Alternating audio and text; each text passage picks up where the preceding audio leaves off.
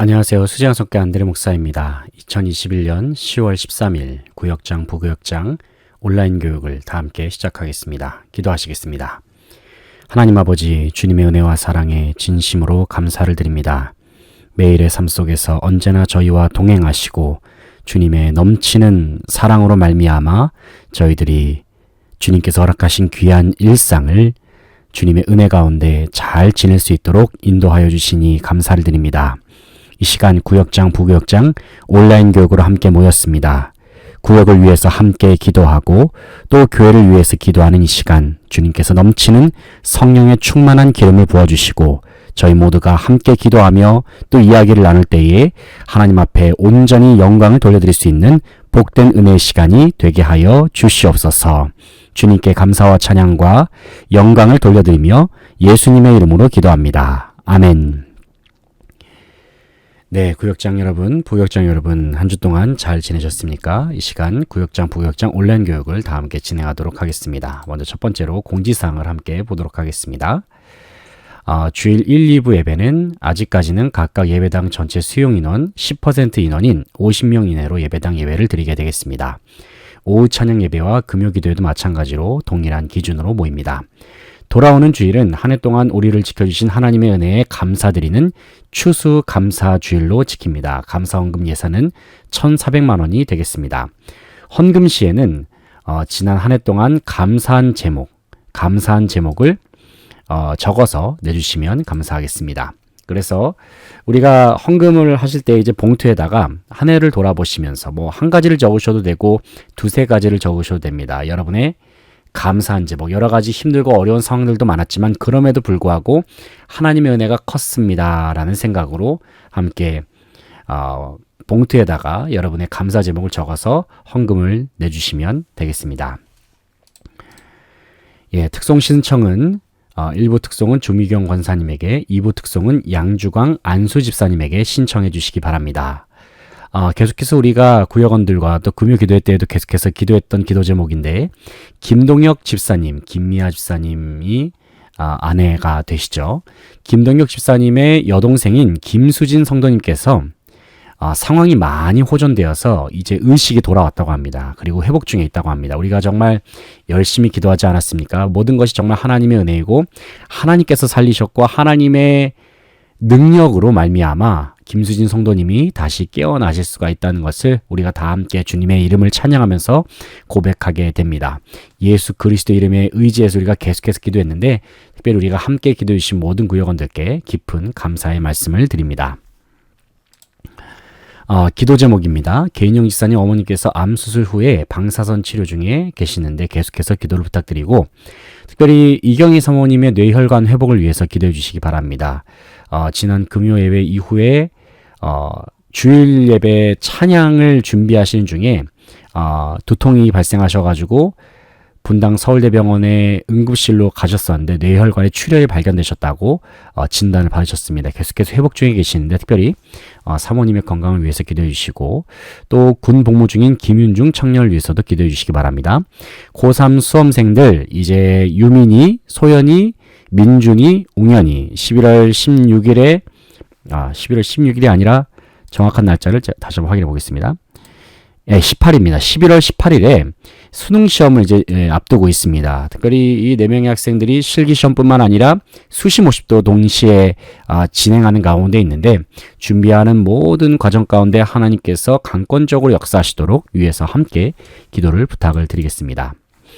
네, 온라인 구역 모임 순서는 화면을 참고하셔서 여러분이 구역 모임을 진행하실 때 구역원들을 온라인으로 만나실 때 참고하셨으면 좋겠습니다. 네, 지난주일 설교 말씀을 함께 살펴보겠습니다. 제목은 성도의 생활이었고요. 본문 말씀은 빌립보서 3장 1절로 3절 말씀입니다. 하나님의 말씀을 봉독하겠습니다. 끝으로 나의 형제들아 주 안에서 기뻐하라. 너희에게 같은 말을 쓰는 것이 내게는 수고로움이 없고 너희에게는 안전하니라. 개들을 삼가고 행악하는 자들을 삼가고 몸을 상해하는 일을 삼가라. 하나님의 성령으로 봉사하며 그리스도 예수로 자랑하고 육체를 신뢰하지 아니하는 우리가 곧 할례파라. 아멘. 예, 지난주의 말씀, 성도의 생활인데요. 빌립보서 말씀을 본문으로 하나님의 말씀을 저희들이 함께 들었습니다. 빌립보서는 사도 바울이 로마의 감옥에서 빌립보 교회 성도들에게 보낸 서신입니다. 감옥에서 쓴 서신이라고 해서 옥중 서신이라고도 불립니다. 에베소서, 빌립보서, 골로새서, 그리고 빌레몬서가 옥중 서신에 해당하는 사도 바울의 서신이 되겠습니다. 오늘 본 말씀에서 성도의 생활에 대해서 저희들이 하나님의 말씀을 함께 발견할 수가 있는데, 먼저 첫째로는 성도는 어떠한 생활을 해야 하느냐? 첫 번째로는 기쁨의 생활을 해야 합니다. 본문 1절 말씀을 보게 되면은 끝으로 나의 형제들아 주 안에서 기뻐하라 말씀합니다. 빌립보서는 특별히 기쁨의 서신입니다. 기쁨의 서신인데 그 기쁨은 어디에서 나오는 것인가? 외부에서 나오는 것이 아니라 바로 주님 안에 있을 때에 그 기쁨이 나올 수 있다는 것입니다. 사도 바울은 자신이 감옥에서 죽음을 기다리고 있는 그 상황 속에서도 기쁨의 생활을 말하고 있습니다. 이 기쁨은 다시 한번 말씀드리지만 세상에서의 기쁨이 아니라 주 안에서의 기쁨을 말하는 것입니다. 그래서 우리가 주님 안에 거하는 것, 동시에 주님이 우리 안에 거하는 것, 이것이 바로 그리스도인들의 신앙의 본질과도 같은 생활이라고 할 수가 있겠습니다. 주님이 내 안에, 내가 주님 안에 거할 때에 우리는 기쁨의 생활을 살아갈 수가 있다는 것을 다 함께 기억하실 수 있기를 바랍니다. 두 번째는 삼가하는 생활입니다. 본문 2절 말씀을 보게 되면 개들을 삼가고 행악하는 자들을 삼가고 몸을 상해하는 일을 삼가라고 말씀합니다. 여기서 삼가란 말은 조심하고 경계심을 가지라는 말인데, 여기서 이제 개라고 하는 용어는 외식적인 유대인을 지칭하는 표현입니다. 외식하는 유대인, 그러니까 겉으로는 엄청 하나님의 율법을 잘 지킬 것처럼 말하는 사람들이지만은 사실상 그와 반대로 생활하거나 그와 반대된 마음을 품고 살아가는 사람들을 말하는 것입니다. 그 사람들이야말로 오늘 본 말씀에서는 개들과 같다, 행악하는 자와 같다라고 이야기를 하고 있죠. 그런데 여기서 본문 2절 말씀에서 몸을 상해하는 일이라고 하는 것은 육신의 할례를 지칭합니다. 단순히 율법을 외적으로 지키는 육신의 할례를 상당히 당시에 외식적인 유대인들이 중요시 했다는 것입니다. 하지만 주님께서 말씀하신 것은 무엇이 더 중요하다고 말씀하십니까? 육신의 할례를 넘어서는 마음의 할례. 다시 말해서 예수 그리스도의 십자가와 부활을 우리가 온몸으로 믿고 몸과 마음과 영혼으로 그것을 받아들이고, 예수님의 십자가 앞에서 나는 죽고 예수님의 부활과 함께 나는 다시 주님의 부활과 함께 살아나는 삶, 그것이 바로 마음의 할례를 받는 삶이라고 할 수가 있겠습니다.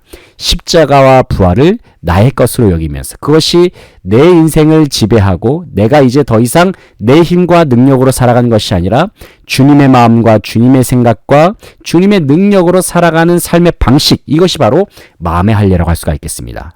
마음의 할례는 누가 베풀어 주신 것입니까? 하나님께서 직접 하시는 할례인 것이죠. 하나님께서 직접 하시는 그 할례를 받은 사람들이 바로 삼가하는 생활로 나아갈 수가 있다라는 것입니다. 옳고 그름을 분별하고 하나님의 뜻을 적극적으로 행하는 것, 그것이 바로 삼가하는 생활의 핵심 메시지가 되겠습니다. 세 번째는 봉사의 생활입니다. 본문 3절 말씀을 보면 하나님의 성령으로 봉사하며 그리스도 예수로 자랑하고 육체를 신뢰하지 아니하는 우리가 곧 할례니라 라고 말씀합니다. 성도의 생활은 자신의 힘으로 봉사하는 것이 아니라 하나님의 성령으로 봉사해야 한다. 이것이 바로 핵심 키워드가 되겠습니다. 우리가 주님의 일을 감당하는 것, 내 힘과 노력으로 억지로 감당하는 것이 아니라 내 안에서 공급해 주시는 하나님의 마음, 하나님의 능력, 하나님의 기름 부으심, 그 하나님께서 주신 것으로 말미암아 우리가 그것을, 하나님께서 주시는 그 능력이라고 하는 것은 우리가 만들어내는 것이 아니라 하나님께서 우리에게 주셔야 합니다. 주어진 능력으로 말미암아 사명을 감당할 때에 우리는 온전한 봉사의 사명을 감당할 수가 있음을 기억하게 됩니다. 우리가 지금까지 나눴던 내용들을 토대로 해서 구역 모임을 계속 진행하게 될 텐데, 먼저 첫 번째 순서로는 구역원들과 함께 주의를 환기하는 그러한 차원의 질문을 던지겠습니다. 결실의 계절인 가을, 이제 추수감사주를 앞두고 있는데 결실의 계절인 가을 하면 떠오르는 5가지의 내용이라든지 단어를 생각해보고 나눠보겠습니다. 가을 하면 쉽게 떠올릴 수 있는 것들이 많이 있죠. 단풍잎이라든지 허수아비, 또 뭐가 있을까요? 들에 핀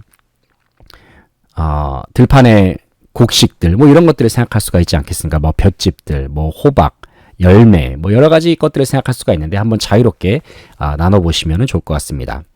두 번째로는 성령 충만한 찬양과 경배, 봉헌 시간입니다. 복음성가로는 두 곡을 선정했습니다. 마음속에 어려움이 있을 때 은혜 아니면 살아갈 수가 없네. 찬송가는 262장, 419장을 선곡해 보았습니다. 교제를 통한 삶의 나눔이 되겠습니다. 설교 내용은 성도의 생활, 빌립보서 3장 1절로 3절 말씀이고요. 첫 번째 나눔 질문은 이것입니다. 여러분의 일상 속에서 환경과 상황에 상관없이 주님께서 주신 기쁨을 누렸던 때가 언제인가를 생각해 보는 것입니다. 기쁨. 환경과 상황과 상관없이 주님께서 내 안에 주신, 주님께서 나에게 부어주신 그 기쁨을 누렸을 때가 언제인가를 한번 생각해 보는 것입니다. 둘째로는 진정 예수님의 사랑으로 우러나오는 행동과 외식적인 행동은 어떤 차이가 있습니까? 그리고 어떻게 하면 주님의 사랑을 더 누릴 수가 있는지 나눠보겠습니다. 사실 우리가 봉사를 하거나 또 우리가 하나님의 말씀에 순종하고자 할 때에 내 힘과 내 능력으로 감당하게 되면 그것은 형식적이거나 외식적인 행동으로 치우칠 가능성이 높죠. 그렇다면 우리가 어떻게 하면 우러나오는 마음으로 주님께서 주시는 그 사명을 감당할 수가 있는가? 또 실제로 그렇게 주님께서 주시는 마음과 또 행동과 그 힘으로 감당했을 때에 우리에게 어떤 유익이 있었는지를 함께 나눠주시면 되겠습니다.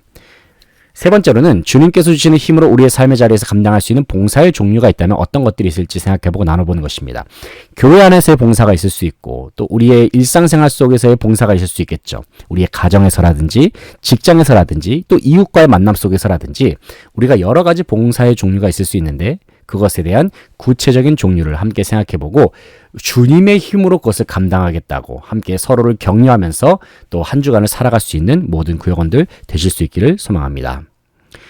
회원들 간에 이제 구역 모임을 다 마치신 다음에 함께 기도하시면서 모임을 마무리해 주시면 되겠습니다. 특별히 앞서 나눴던 여러 중보기도의 제목들 있지 않습니까?